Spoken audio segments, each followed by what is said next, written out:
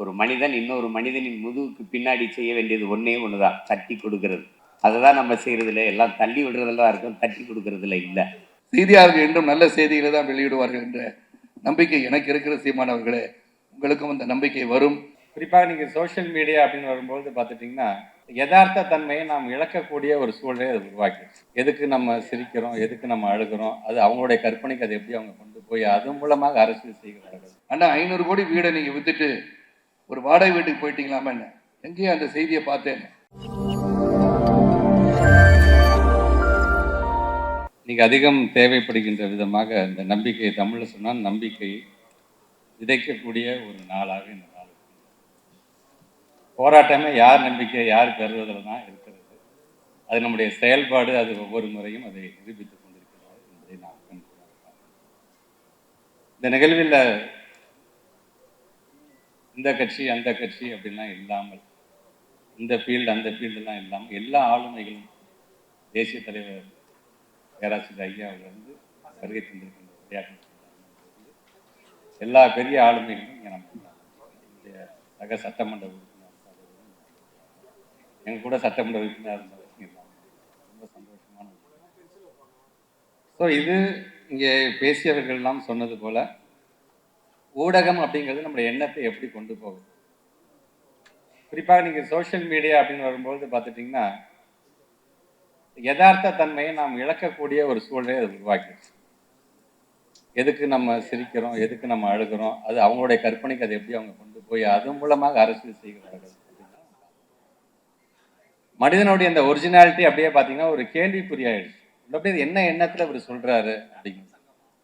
So அந்த நம்பிக்கையை பெறக்கூடியவர்களாக நாம் இருக்க வேண்டும் என்று சொன்னால் களத்தில் நாம் எப்படி உழைக்கிறோம், அவங்க இன்டென்ஷன் எப்படி இருக்கு அப்படிங்கிறத வந்து வெளிப்படுத்தக்கூடிய ஒரு மிகப்பெரிய ஒரு கருவி இந்த நம்பிக்கை அப்படிங்கிற இந்த சேனலை. நான் மலேசியா நாட்டிற்கு அரசு பள்ளி மாணவ செல்வங்களுடைய நான் கல்வி சுற்றுலாக்கு அழைத்து செல்லும் பொழுது அவங்க கேட்டாங்க, ஒரு 1/2 மணி நேரம் எங்களுக்காக நீங்கள் டைம் கொடுங்க, மலேசியா மக்களோட நீங்கள் உரையாற்றிட வேண்டும் என்று சொன்னும் பொழுது உடனடியாக நான் ஒப்புக்கொண்டு அங்கே நான் அப்போ வந்து ஷாகுல் சொன்னாங்க, இது இங்கே மட்டும் இல்லை, இது தொடர்ந்து இது பல நாடுகளையும் நாங்கள் இதை கொண்டு செல்கின்ற அந்த பணியில் நாங்கள் ஈடுபட போகிறோம் அப்படின்னு சொன்னபொழுது நல்ல விஷயம், சீக்கிரம் பண்ணுங்கணும். இன்னைக்கு அதுக்கான ஒரு நாளாக இந்த நாள் அமைந்திருக்கிறது என்று தான் நான் பார்க்கிறேன்.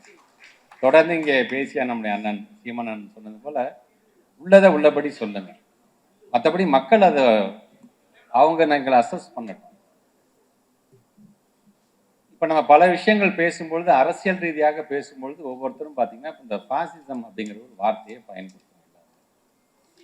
பாசிசம் இஸ் நத்திங் பட் அது என்ன பண்ணும் அப்படின்னு ரசல் பெட்ரான் சொல்றாரு அப்படின்னா, first it will fascinate the fool and then must still the intelligence. So ஊடகம் அப்படிங்கிறது பார்த்தீங்கன்னா முட்டாள்கள் முதல்ல தன் வசப்படுத்திடும், தன்னுடைய பேச்சின் மூலமாக கொண்டு வருகின்ற கவர்ச்சியின் மூலமாக கொண்டு வந்ததுக்கு அப்புறமேட்டு புத்திசாலிகளை வாயடைக்க வச்சிருக்காங்க. ஸோ அப்படி இருந்து விடாமல் மக்கள்கிட்ட சொல்ல வேண்டியதை சொல்லுங்க. நீங்க தவறுகள் யாராக இருந்தாலும் எல்லாருமே சரியான பாதையில் போறாங்க நம்ம சொல்ல முடியாது. தவறுகள் சில நேரத்தில் எங்க ஆங்கில நாங்கள் செய்வது சரியாக இருக்குன்னு, அதை பல நேரத்தில் நீங்க இல்லை நீங்க போறது தவறான பாதை, இது நீங்க மாற்றிக்கொண்டால் சரியாக இருக்குன்னு சொல்லும்போது அதை திருத்தி கொள்ள வேண்டியதுதான் ஒரு மனிதனுடைய பண்பாக இருக்க வேண்டும் என்று நாங்கள் நினைக்கிறோம். ஸோ அப்படி செய்யும்பொழுது அதற்கான நம்பிக்கையான அந்த அளவீடுங்கிறது எங்கே வந்து நிற்குதுன்னா 5 வருஷம் கழிச்சு தேர்தல் அப்படின்னு ஒன்று வரும்பொழுது அங்கே நிற்குது. ஸோ அன்றைக்கும் நாங்கள் அந்த நம்பிக்கையை நாங்கள் பெறுகிறோமா அப்படிங்கிறது தான் இருக்கின்றது. இது யாரும் யாரை கையை பிடிச்சி இழுத்து எங்கள் பக்கம் வாங்கலாம் சொல்ல முடியாது. ஒவ்வொருவருக்கும் ஒவ்வொரு விதமான ஆங்கிள் கண்டிப்பாக. ஸோ அந்த நம்பிக்கை பெறக்கூடியவர்களாக நாம் அனைவருமே இருப்போம். அதிகப்படியான நம்பிக்கை யாருக்கு வழங்கிட வேண்டும் என்பதை மக்கள் முடிவு செய்வார்கள் என்று சொல்லி வருகை தந்திருக்கின்ற அனைத்து ஆளுமைகளோடு சேர்த்து நானும் இந்த நம்பிக்கை சேனலுக்கு என்னுடைய வாழ்த்துக்களை நான் சார்ந்திருக்கின்ற இயக்கத்தின் மூலமாக நான் தெரிவிக்க கடமைப்பட்டிருக்கின்றேன். தொடர்ந்து பயணிப்போம். உங்களுக்கு எந்த ஒரு உதவியாக இருந்தாலும் செய்வதற்கு இந்த அரங்கத்தில் இருக்கின்ற ஒவ்வொரு ஆளுமைகளும் நாங்கள் காத்து கொண்டிருக்கின்றோம். ஏன்னா ஒரு தமிழனாக அங்கே மட்டும் நீங்கள் கோல் வச்சுன்னா பத்தாது, இது உலகம் முழுவதும் நீங்கள் சென்றடைய வேண்டும். அதற்கு உறுதுணையாக என்றைக்குமே நாங்களும் இருப்போம் என்று சொல்லி உங்களுக்கு இந்த நேரத்தில் எங்களுடைய வாழ்த்துக்களை தெரிவித்து இந்த உரையை நிறைவு செய்கிறேன். நன்றி. ஊடகம் என்பது சமூகத்தின் கண்ணாடி. தெரியும், இன்னைக்கு ஊடகங்கள் பெரும்பாலும் ஊடகங்கள் வந்து ஒரு முதலாளிகளினுடைய கையில் இருக்குது, இல்லைன்னா அரசியல் தலைமைகளினுடைய கையில் இருக்குது. அதனால ஒரு சார்பு செய்தியவே மக்களுக்கு கொண்டு போகிற இயல்பு நிலை இருக்கு. இந்த மாதிரி காலகட்டத்தில் ஒரு நம்பிக்கைக்குரிய ஊடகமாக இந்த நம்பிக்கையை என்போன்றவர்கள் பார்க்கிறோம். இந்த நம்பிக்கையை, நம்பிக்கை என்பது ஒரு ஒரு வார்த்தை இல்லை, உங்களுக்கு உலகில் பல்வேறு மாறுதல்களை ஏற்படுத்திய ஒரு சொல்லல். ஆதியில மனிதன் காடுகளில் வாழும்போது இலைதலை ஆடையாக அணிந்து கொண்டிருக்கும் போது அவன் சிலந்தியை பார்க்கிறான். அந்த சிலந்தி தன் வலையை பின்னுவதை பார்த்து ஏன் இதுபோல நாம் ஆடையை பின்ன முடியாது என்று எண்ணுகிறான். அவனுடைய நம்பிக்கை. விண்ணில் பறவைகள் பறப்பதை பார்க்கிற போது ஏன் இதுபோல நாமும் பறக்கக்கூடாது, பறக்க முடியாது என்று ஆழ்வர் வைக்கும் இல்வர் வைக்கும் நினைக்கிறான். அது அவனுடைய நம்பிக்கை. பறக்க முடியும்னு நினைக்கிறான். தொலை தூரத்தில் ஒருவனோட நாம் தொடர்பு கொள்ள முடியும் என்று கிரகாம்பல் நினைக்கிறான். அது அவனுடைய படைக்கிறான், அவனுடைய நம்பிக்கை. அது மாதிரி என்போன்றவன் நம்புகிறோம். இந்த நம்பிக்கை உண்மையிலேயே உண்மையும் நேர்மையான செய்தியை மக்களுக்கு கொடுக்கும் என்று நான் நம்புகிறேன். அது என்னுடைய நம்பிக்கை. எது ஒன்றுமே உங்களுக்கு நம்ம பார்த்த வரைக்கும் ஒரு மனிதன் இன்னொரு மனிதனுக்கு கொடுக்க வேண்டியது ஒன்றே ஒன்றுதான் இருக்கு, நம்பிக்கை. ஒரு மனிதன் இன்னொரு மனிதனின் முதுகுக்கு பின்னாடி செய்ய வேண்டியது ஒன்றே ஒன்றுதான், தட்டி கொடுக்கறது. அதை தான் நம்ம செய்கிறதில்ல. எல்லாம் தள்ளி விடுறதெல்லாம் இருக்கும், தட்டி கொடுக்கறதில்ல. இல்லை, இங்கே பேசியவர்கள் சொன்னாங்க இது மலேசியா, அப்போ சிங்கப்பூர், இந்தியா, இப்படி பல நாடுகளில் கிளை பரப்புதுன்னு. கிளை பரப்பக்கூடாது, வேர் பரப்பணும். இதுதான் முக்கியம். இங்கே வேர் பரப்புனா தான் கிளை பரப்பணும். அப்படி ஆழமான வேர் பரப்பு தான் நான் பார்க்குறேன். பெருமதிப்பிற்குரிய பெருமகன் சரவணன் அவர்கள் பேசினதை நம்ம பார்த்தோம். அது மலேசியாவில் எவ்வளவு சிறப்புற இந்த இணையம் இயங்குது, இணையதளம், இந்த ஊடகம் இயங்குதுன்னுங்கிறது அவங்க சொன்னாங்க பதிவு. இப்போ நானும் இதை பலமுறை வாச்சிருக்கேன். இங்கே இருக்கிற சாகுல் அவர்கள் எனக்கு மிகவும் நெருக்கமான உறவு. அதுபோல் இந்த நிகழ்வுக்கு வரணும்னோன்னா எந்த மறுப்பும் இல்லை. அதுக்கு மேலே எல்லாத்துக்கும் மேலே எங்கள் அண்ணன் வந்து நீங்கள் வாங்கினாங்க, அதுக்கு பேச்சே கிடையாது. அது இந்த இவ்வளோ பேர் நிறைந்திருக்கிற இந்த நிகழ்வில் பங்கேற்றதில் எனக்கு பெருமையும் மகிழ்வும் அதில் இருக்குது. எடுத்த உடனே எங்களுடைய நோக்கம் அப்படின்னு இருக்குது. உண்மையும் நேர்மையுமாக நல்ல செய்திகளை, கலை, இலக்கியம், அது சார்ந்த சிறந்த கட்டுரைகள், படைப்புகள், கவிதைகள், ஆக்கப்பூர்வமான செய்திகள் எல்லாம் கொண்டு போய் சேர்ப்போம்னு சொல்லுது. அதை செய்தாலே போதும். அதை செய்வதற்குத்தான் இங்கு ஊடகங்கள் இல்லை. அதை செய்யும் என்பது நம்பிக்கை. அது எங்கள் எல்லோருடைய நம்பிக்கை. அப்படிப்பட்ட இந்த காலகட்டத்தில், இன்னைக்கு இப்போ தேர்தல் வருகிற காலகட்டத்தில் உண்மையும் நேர்மையுமாக நம்முடைய நம்பிக்கை ஊடகம் மக்களுக்கு சரியான செய்திகளை கொண்டு போய் சேர்க்கும் என்பதில் நான் அசைக்க முடியாத நம்பிக்கை வச்சிருக்கேன். காரணம், என்னுடைய சாகுல் மேலே நான் வச்சிருக்கிற நம்பிக்கை. இந்த நம்பிக்கை வெற்றி பெற்று நம் எல்லோருடைய நம்பிக்கையும் பெற வேண்டும். உலகெங்கும் பரவி வாழக்கூடிய தமிழர்களின் நம்பிக்கை பெற வேண்டும் என்று உள்ளன்பு கொண்டு வாழ்த்துகிறேன். உங்கள் எல்லோருக்கும் என்னுடைய அன்பும் வணக்கம். நன்றி. நான் செல்போன் பிரியர் என்று சொல்லிவிட்டால் இந்த செய்தி, நான் பேசுகின்ற செய்தி மற்றவர்களை விட மிக வேகமாக சென்றடையும் என்ற நம்பிக்கை எனக்கு இருக்கிறது.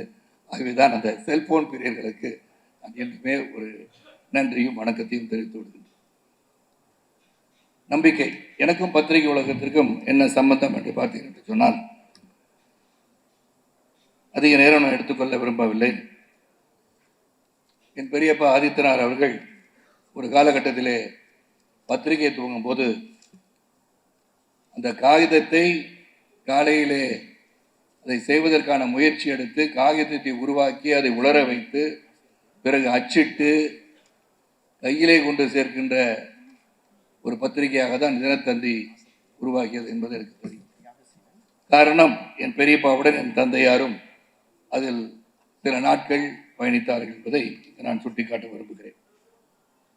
அது என்னை பொறுத்தவரை ஒரு பத்திரிகை குடும்பத்தை சார்ந்த என்னை இந்த விழாவிற்கு என் அன்பு சகோதரர் சாகுல் அழைத்திருப்பது நான் மிகவும் மகிழ்ச்சி அடைகின்றேன். அதையும் தாண்டி சாகுல் எனக்கு இனிய உறவுக்காரர் என்றே நான் சொல்லிக்கொள்ள முடியும்.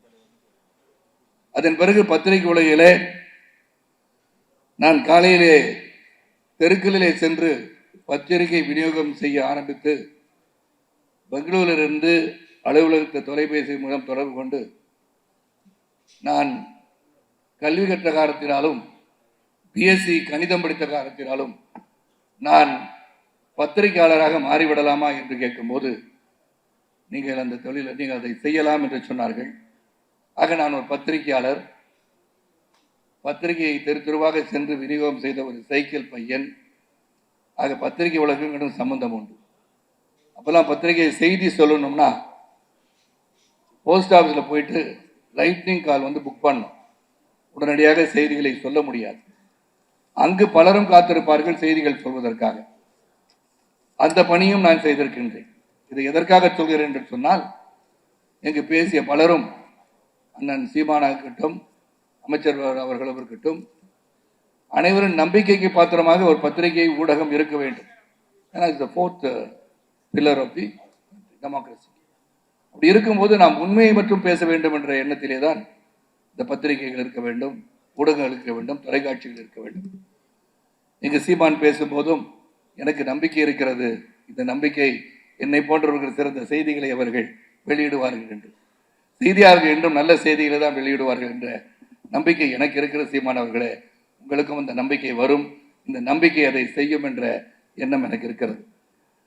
ஒன்றை மட்டும் சொல்லணும், இந்த views are different from news. News has to be news. அதை மிகைப்படுத்தி எக்ஸாஜரேட் பண்ணி சொல்லும் போது அது திசை திரும்பி வேறெங்கோ சென்று கொண்டு இருக்கிற ஒரு காலத்தில் நான் பயணித்துக் கொடுக்கிறோம் மறந்துவிடக்கூடாது. இன்னைக்கு whatever you see in your mobile phones are இந்த சேனல்ஸ் ஆர் ஷார்ட்ஸ் இவ்வளோ வந்துருச்சு. பெரிய லெவலில் டெக்னாலஜி இம்ப்ரூவ் ஆக இந்த செய்தி உண்மையதானா இல்லையா என்பதை நாம் புரிந்து கொள்வதே மிகவும் கடினமாக இருக்கிறது.